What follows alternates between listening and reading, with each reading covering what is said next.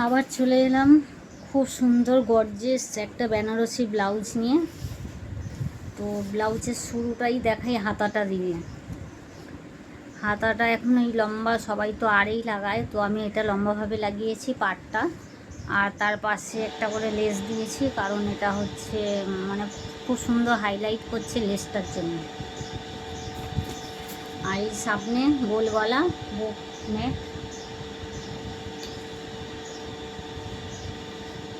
এই যে হাতাটা যেটা দেখালাম, তবে এই পাটটার জন্য সত্যি খুব সুন্দর লাগছে। আমি নিজেও বুঝতে পারিনি যে পাটটা লাগালে এত সুন্দর লাগবে।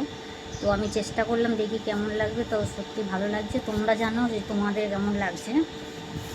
আর এই পেছনটা,